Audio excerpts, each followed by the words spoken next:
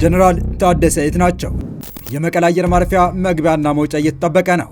ከቀናት በፊት በአክሱም ተመክሮባቸው ትላንት ከባድ መፈንቅለ መንግስት ሙከራ የተደረገባቸው ፕሬዚዳንቱ ያሉበት እንደማይታወቅ ተገልጿል። መስማማት ካልቻሉ እገባበታለሁ ትራምፕ ጉድ አሰሙ። አሜሪካ በቀይ ባህር ጉዳይ አዲስ ስትራቴጂ ይፋ አደረገች።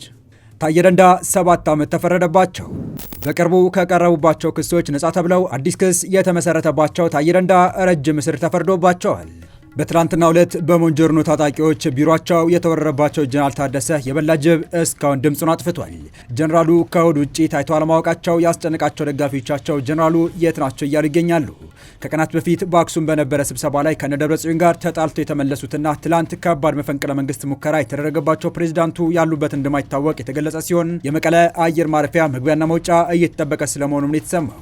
በሌላ በኩል ደግሞ በወደቡ ጉዳይ ትራምፕ ሊገቡበት መሆኑን የተመለከተ መረጃ ወጥቷል። መረጃው ለአስመራ ሰዎች ከባድ መርዶ ሊሆን ይችላል እየተባለ ነው። ትራምፕ በቀይ ባህር ጉዳይ ይፋ ባደረጉት አዲስ ስትራቴጂ መስማማት ካልቻሉ እገባበታለሁ ሲሉ ጉድ አሰምተዋል። ወዲህ ደግሞ በቅርቡ ከቀረቡባቸው ክሶች ነጻ ተብለው አዲስ ክስ የተመሰረተባቸው ታዬ ደንዳ ላይ የተፈረደው ረጅም ዓመት እስር ጨምረን በዝርዝር መረጃዎችን ይዘን ተገኝተናል። ሰላም ውድ የሉ ዴይሊ ቤተሰቦች እንደምናላችሁ። ቻናሉን ሰብስክራይብ፣ ላይክ፣ ሼር ያደረጋችሁ እስከ መረጃዎቻችን ፍጻሜ አብራችሁን ቆዩ። ታዬ ደንዳ 7 ዓመት ተፈረደባቸው። በቅርቡ ከቀረቡባቸው ክሶች ነጻ ተብለው አዲስ ክስ የተመሰረተባቸው ታዬ ደንዳ ረጅም እስር እንደተፈረደባቸው ከችሎት ተሰምቷል። የቀድሞው የሰላም ሚኒስቴር ዴኤታና የኦሮሚያ ምክር ቤት አባል አቶ ታዬ ደንዳ ጥፋተኛ በተባሉበት ክስ የ7 ዓመት ከ2 ወር እስር ተፈርዶባቸዋል። አቶ ታዬ ዛሬ አርብ ህዳር 26 2018 ዓ.ም የቅጣት ውሳኔ የተላለፈባቸው በፌዴራል ከፍተኛ ፍርድ ቤት ልደታ ምድብ አንደኛ የህገ መንግስትና በህገ መንግስት ላይ የሚፈጸሙ ወንጀሎች ችሎት ጥፋተኛ በተባሉበት ህገወጥ የጦር መሳሪያ ይዞ በመገኘት ነው። የመንግስት ከፍተኛ ባለስልጣንና የክልል ምክር ቤት አባል የነበሩት አቶ ታዬ ህገወጥ የጦር መሳሪያ ይዞ በመገኘት እንዲሁም ፍቃድ ሳይኖራቸው በቤታቸው ውስጥ አንድ ታጣፊ ክላሽንኮቭ ጠመንጃ ከ60 ጥይቶች ጋር ተገኝቷል በሚል ክስ ቀርቦባቸው ነበር። የአቶ ታዬ ጠበቃ መሰማት የነበረባቸው 3 የመከላከያ ምስክሮች ነበሩ። እነርሱ ሳይሰሙ ቀርተዋል። የፍርድ ቤቱን ውሳኔ እናከብራለን፣ ነገር ግን ቅሬታዎች አሉን ሲሉ ለቢቢሲ አፋን ኦሮሞ ተናግረዋል። አቃቢ ህግና ተከሳሹ አቶ ታዬ ደንዳ ከቤታቸው በተገኘ ህገወጥ የጦር መሳሪያ ክስ ላይ ሲከራከሩ የቆዩ ሲሆን በክርክሩ ወቅት አቃቢ ህግ 2 ምስክሮች አቅርቦ አስመስክሯል። አቶ ታዬ የፌዴራል ፖሊስ ምክትል ኮሚሽነር መላኩ ፈንታን ጠባቂዎቻቸው መልቀቃቸውን በመጥቀስ የደህንነት ስጋቶች ስላለባቸው መሳሪያ እንዲሰጣቸው መጠየቃቸውን ለፍርድ ቤቱ ገልጸው ኮሚሽነሩ መሳሪያ ይሰጠኝ የሚለውን ለጠቅላይ ሚኒስትር ጽህፈት ቤት ደብዳቤ እንዲጽፉ እንደነገሯቸው ገልጸዋል።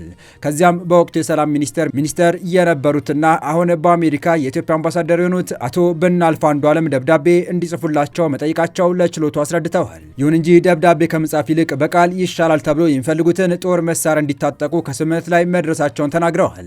በዚህ መሰረት በ2015 ዓ.ም አንድ ክላሽ ጥይት ከያዘ 2 ካዝና ጋር ከግለሰብ ተቀብለው መወሰዳቸውን ይህም ፍቃድ ሳይወጣለት በቁጥጥር ስር መዋላቸውን ተናግረዋል። ይህንን እንዲያስረዱላቸው ጠቅላይ ሚኒስትር አብይ አህመድ፣ የአዲስ አበባ ከንቲባ አዳነች አቤቤ፣ አምባሳደር ብናልፍ አንዱዓለም፣ ምክትል ኮሚሽነር መላኩ ፈንታና የከተማና መሰረተ ልማት ሚኒስተር ጫልቱ ሳኒን የመከላከያ ምስክሮችን በማድረግ አቅርበዋል። ሆኖም ፍርድ ቤት ቀርበው ምስክርነታቸውን ለመስጠት የቻሉት አምባሳደር ብናልፍ አንዱዓለምና ኮሚሽነር መላኩ ፈንታ ብቻ ናቸው። የተከሳሹ ጠበቃ አቶ አበራ ንጉሱ ቀሪዎቹ 3 የመከላከያ ምስክሮች አለመመስከራቸው ለቅጣት ውሳኔው መክበድ ከፍተኛ አስተዋጽኦ አድርጓል ይላሉ። ፍርድ ቤቱ በሬጂስተር በኩል ለማቅረብ ያደረገው ተደጋጋሚ ሙከራ አልተሳካም። የፌዴራል ፖሊስም የመጥሪያ ወረቀት እንዲያደርሳቸው ሙከራ ተደርጎ ለመቅረብ አልቻሉም። ይህም የደንበኛዬን ራሱን የመከላከል ህገ መንግስታዊ መብት ጎድቶታል ብለዋል። የተላለፈው ውሳኔ ደንበኛዬን መሰረታዊ ራስን የመከላከል መብትን የጣሰ በመሆኑ ጥፋተኛ መባሉን እንቃወማለን ያሉት ጠበቃው ቅጣቱ አስተማሪ ነው ብለን አናምንም፣ የተጣለው ቅጣት በጣም ከፍተኛ ነው ብለን እናምናለን ሲሉ አክለዋል። በውሳኔው ላይ ይግባኝ እንደማይጠይቁም ለቢቢሲ ተናግረዋል። አቃቤ ህግ 3 ተጨማሪ ክሶችን በአቶ ታዬ ደንዳ ላይ ያቀረበ ሲሆን ይህን ለማየት ችሎቱ ለታህሳስ 8 2018 ዓ.ም ቀጠሮ ሰጥቷል። አቶ ታዬ አሁን የ7 ዓመት እስር የተፈረደባቸው ከቀረቡባቸው ክሶች መካከል በአንደኛው ሲሆን ከሳምንት በፊት 3 ተጨማሪ ክሶች እንደቀረበባቸው መገለጹ ይታወሳል። ጠበቃቸው አቶ አበራ ንጉሱ እንደተናገሩት 3ቱ ክሶች ሁከትና ብጥብጥ ማስነሳት እንዲሁም በህግ የተመረጠ መንግስትን በኃይል ለመናድ መሞከር፣ በመከላከያ ሰራዊት ላይ ሐሰተኛና የሚያደናግር መረጃ መንዛትና አገርን የመድፈር ወንጀል ናቸው። በቀጣይ መረጃ በወደቡ ጉዳይ ትራምፕ ሊገቡበት መሆኑ የተመለከተ መረጃ ወጥቷል። መረጃው ለአስመራ ሰዎች ከባድ መርዶ ሊሆን ይችላል እየተባለ ነው።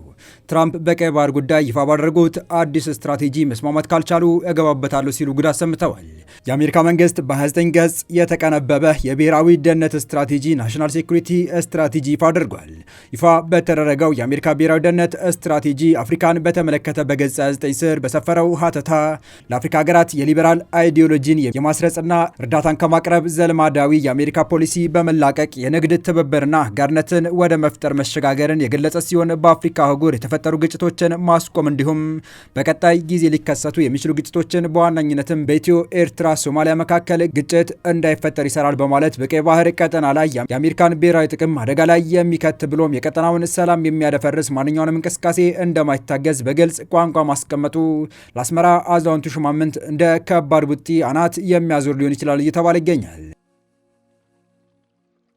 የአሜሪካን ብሔራዊ የደህንነት ፖሊሲዋን ይፋ ያደረገችው የሩሲያና የአረብ ፈርጣማ ሀገራት በቀዩ ባህር ላይ ልዩ ፍላጎታቸውን ይዘው ብቅ ማለት በጀመሩበት ወቅት ብቻ ሳይሆን እነዚሁ ሀገራትም የኢትዮጵያና ኤርትራን የባህር በር ፍላጎት ይገባኛል ውዝግብ እንደ መሳሪያ በመጠቀም የራሳቸውን ጥቅም ለማስጠበቅ ወገንና ጠላት ሆነው የየራሳቸው ተወካይ ለመምረጥ እየተሯሯጡ ባሉበት ወቅት መሆኑ ለአሜሪካ በቀላሉ የሚታይ አልሆነም የሚሉ ተንታኞች አሜሪካ በኢትዮጵያና በኤርትራ መካከል ግጭት እንዳይፈጠር ካላት ጽኑ ፍላጎት በመነሳት ከኢትዮጵያ በግፍ የተወሰደውን የአሰብ ወደብና የቀይ ባህር ዳርቻ በግልምጫም ሆነ በቁንጥጫ ወደ ባለቤቱ እንዲመለስ ለማድረግ ጫና ከማድረግ አይመለሱም እያሉ ሲሆን፣ ሌላኛው ትራምፕ በኤርትራ ላይ የሚያስጨክናቸው ጉዳይ ደግሞ አሜሪካ ጣልቃ ባትገባም ኢትዮጵያ የወደቡን ጉዳይ በራሷ ለማጠናቀቅ አቅሙና ቁርጠኝነቱ እንዳላት በሚገባ ማወቃቸው ነው ሲሉም ያክላሉ።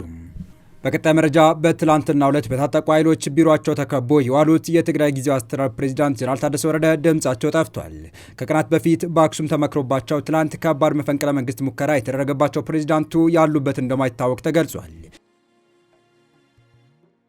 ጀነራሉ ከእሁድ የአክሱም ክብረ በዓል ወዲህ በአደባባይ አለመታየታቸውን ተከትሎ ጀነራሉ የት ናቸው የሚለው ጥያቄ ተበራክቷል። የህወሓት ታጣቂዎች በትላንትናው ዕለት በመቀለ በትግራይ ጊዜያዊ አስተዳደር ፕሬዚዳንት ጽህፈት ቤትና በሌሎች ተቋማት ላይ የወሰዱትን እርምጃ ተከትሎ የትግራይ ጊዜያዊ አስተዳደር ፕሬዚዳንት ጀነራል ታደሰ ወረደ አሁን የትና በምን ሁኔታ ላይ እንደሚገኙ እስካሁን የታወቀ ነገር የለም።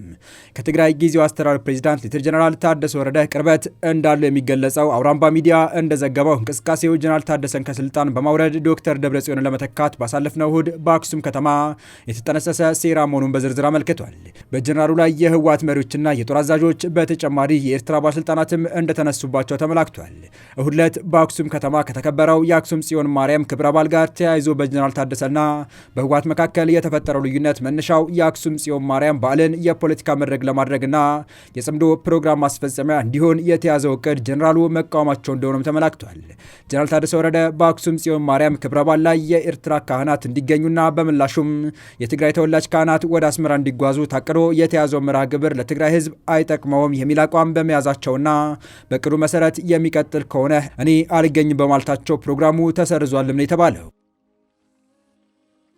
በህወሓትና በኤርትራ መካከል የተጀመረው ትብብር በሃይማኖታዊ ጉዳይ ጭምር ለማስተሳሰር አቅደው የተንቀሳቀሱትና የከሸፈባቸው የህወሓት መሪዎችና የጦር አዛዦች በማግስቱ ሰኞና ማክሰኞ ህዳር 22ና 23 አክሱም ላይ ባደረጉት ስብሰባ ጀነራል ታደሰ ላይ ተቃውሞ አቅርበዋል። በፌዴራል መንግስቱ ላይ ተስፋ ባለመቁረጥ እያስጠቃን ነው በሚል ጠንካራ ተቃውሞ እንዳቀረቡባቸው በአውራምባ ሚዲያ ሪፖርት ተመላክቷል። የትግራይ ጊዜያዊ አስተዳደር ፕሬዚዳንት ሌተና ጀነራል ታደሰ ወረደ መቀለ ላይ ባለባቸው ሌላ መርሃ ግብር መሰረት ስብሰባውን አቋርጠው ወደ መቀለ ሲያቀኑ በዶክተር ደብረ ጽዮን ሞንጆሪኖ አማካኝነት በተጠነሰሰ ሴራ ጀነራል ታደሰን ከስልጣን በማስወገድ የፕሪቶሪያው የሰላም ስምምነት ስለፈረሰ የታገደው የትግራይ አስተዳደር ይመለስ በሚል ዶክተር ደብረጽዮንን ወደ ፕሬዝዳንትነት ለመመለስ መታቀዱን ሪፖርቱ አክሎ አብራርቷል። ወታደሮቹ ወደ መቀለ ያደረጉት እንቅስቃሴ የሰራዊቱ አዛዦች እያወቁት መደረጉን በመዘርዘር ትላንት ሐሙስ መቀለ ከተማ ውስጥ የታየው ግርግር አክሱም ላይ የተቀነባበረ ሴራ አካል እንደሆነ በዘገባው ላይ ተዘርዝሯል። ወደ መቀለ የተጓዙትና እስከ ቡድን መሳሪያ የታጠቁ ታጣቂዎች በይፋ ያነሱት የደሞዝና የጥቅማ ጥቅም ጥያቄ መሆኑ ታውቋል። ታጣቂዎቹ የጊዜያዊ አስተዳደሩን ፕሬዚዳንት ጽህፈት ቤት እንዲሁም ድምፀ ወያኔ የትግራይ ክልል ቴሌቪዥንና የመቀለ ኤፍኤም ሬዲዮ ጣቢያን ሲቆጣጠሩ ፕሬዚዳንቱ የትና በምን ሁኔታ ላይ እንደሚገኙ ግን የተገለጸ ነገር የለም። ከታጣቂዎች ጋር የተነጋገሩትም የክልሉ ጸጥታ ቢሮ ኃላፊ ሌተና ጀነራል ፍስሐ ኪዳኑና የክልሉ ምክትል ፕሬዚዳንትና የህወሓት ምክትል ሊቀመንበር አቶ አማኑኤል አሰፋ መሆናቸው ታውቋል። የስብሰባው ሂደትና ውጤትን በተመለከተ እስካሁኑ ሰዓት ድረስም የታወቀ ነገር የለም። በዚህ መሃል ታዲያ ጀነራሉ እንደ ጌታቸው ረዳ ሁሉ አዲስ አበባ ይሸሻሉ በሚል ስጋት ሳይሆን እንዳልቀረ በተገመተ ጉዳይ የመቀለ አሉላ አባነጋ አየር ማረፊያ መግቢያና መውጫው በጥብቅ እየተጠበቀ እንደሚገኝ ከመቀለ የወጡ መረጃዎች አመላክተዋል። የተወደዳችሁ የቻናላችን ቤተሰቦች ለአሁኑ ለእናንተ ይመጥናሉ ብታደምጧቸው ታተርፉባቸዋላችሁ ብለን የመረጥንላችሁ ዕለታዊ መረጃዎቻችን እስካሁን ያደምጣችኋቸው ነበሩ። በተመሳሳይ ሀገራዊና ቀጠናዊ ጉዳዮች እንዲሁም ዓለም አቀፋዊ ጂኦፖለቲካ፣ ወታደራዊና አነጋጋሪ ክስተቶችን ለበለት ተከታትለን በትኩስ ይዘን እንደምንቀርብ እያሳወቅን የቻናሉ ቤተሰብ ካልናችሁ ሰብስክራይብ፣ ቪዲዮን ላይክ እና ሼር በማድረግ ተደራሽነታችን ታሰፉ ዘንድ አክብሮታዊ ግብዣችን ነው። አበቃን። ሰናይ ጊዜን ተመኘን።